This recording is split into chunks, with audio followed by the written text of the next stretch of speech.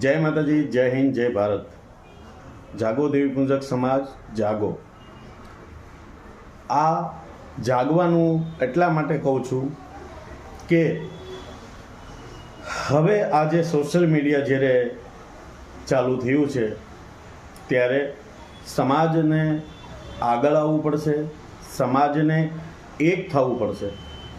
જો આજે સમાજ એક નહીં થઈએ, આજે સમાજ જાગૃત ન થાય, આજે સમાજને શિક્ષણ જે કાંઈ છે, લોકો એમ સમજે છે કે આ અશિક્ષિત લોકો છે, આની સાથે તમે બધું કરી શકો, આ સમાજની સાથે તમે બધું વસ્તુ કરી શકો, આ સમાજને તમે મારો તોય કોઈ પાછળ આવવાવાળું નથી. એટલે ખાસ કરીને હું મારા સમાજના લોકોને જાગૃત કરવા માંગુ છું. સત્ય જ્યાં સાચું હોય, જ્યાં સત્ય હોય ત્યારે આપણા સમાજને એક થવું જોઈએ. આ એક એટલા માટે થવું જોઈએ કારણ કે જો આપણે એક નહીં થઈએ તો આવા બધા ગુના બનતા જશે અને આપણને કાંઈ ન કર્યું હોય તો એ ઢોરની જેમ મારવામાં આવશે. હવે આવો એક બનાવ બન્યો છે સાવરકુંડલામાં, અને સાવરકુંડલામાં ઉગલવાણના કમલેશભાઈ ઉપર બન્યું છે. કમલેશભાઈને અરજીના નામે બોલાવવામાં આવ્યા છે અને એના મોબાઈલમાં કંઈક વિડીયો બનાવવાનું, મોબાઈલમાં એના ખીચામાં કંઈક વિડીયો મોબાઈલ હશે એમાં કંઈક વિડીયો બનાવતા હતા. જો કે મેં બે પાર્ટી સાથે વાતચીત કરી દીધી છે, મેં સામેની પાર્ટી હારે વાત કરી છે. એ એમ કહે છે કે એની સાથે કંઈ નથી બન્યું.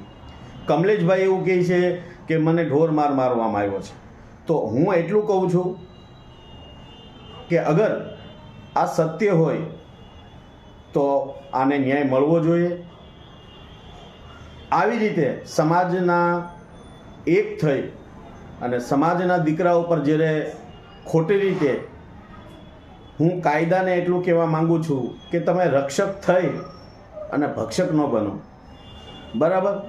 જે લોકો કંઈ પણ ગુનાહિત હોય અને સરકાર જે કાંઈ જે છે, બરાબર, તો ગુનાહિત લોકોને જે કાંઈ સજા મળે એ કાયદાકીય રીતે, પણ જે છોકરાને કે ભાઈને એવો કોઈ ગુનો જ નહોતો, એ ફેમિલી મેટર હતી, બે પરિવારની મેટર હતી, અને તમે એને જે આટલો બધો મારવામાં આવ્યો છે એ છોકરો કબૂલ કરે છે કે મને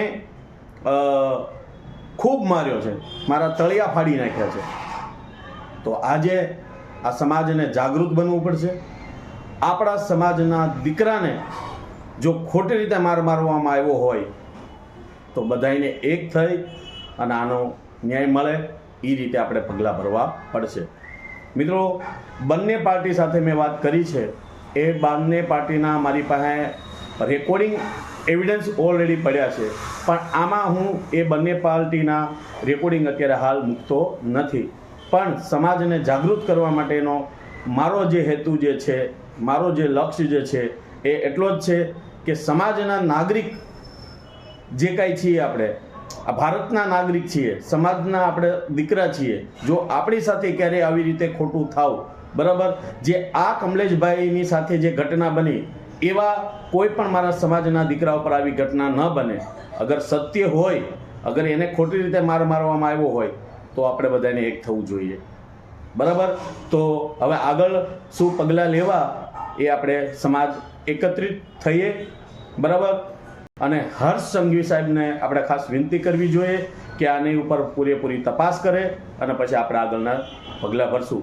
માત્ર ને માત્ર એટલું જ કહેવા માગું છું કે સોશિયલ મીડિયામાં વિડીયો મૂકવાથી કે અથવા ઘરે બેસવાથી સમાજનો ઉદ્ધાર નહીં થાય. સમાજની માટે, એના હક માટે, એના અધિકાર માટે બહાર આવવું પડશે. સત્ય સાચું હોય તો આપણે સાચું કહેવું પડશે અને ખોટું હોય એ ખોટું કહેવું પડશે. તો સમાજને એટલી જ મારી ખાસ વિનંતી છે કે આજે નહીં જાગૃત થઈએ તો આવી ઘટના કે આવા મુદ્દા ફરીવાર બને, એ ન બને એના માટે આપણે સમાજને એક થઈ અને આ ભાઈને જો સાથે ખોટું થયું હોય તો એને ન્યાય મળવો જોઈએ. જય હિન્દ, જય ભારત, જય મા મેલડી. બને એટલું આ વિડીયોને શેર કરજો.